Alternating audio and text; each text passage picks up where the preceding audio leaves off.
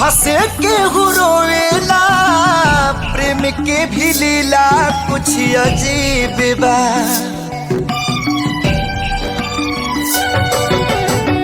बेवफा भी कह दी कैसे मासूम यार के, दगाबाजी अपन ही नसीब बा।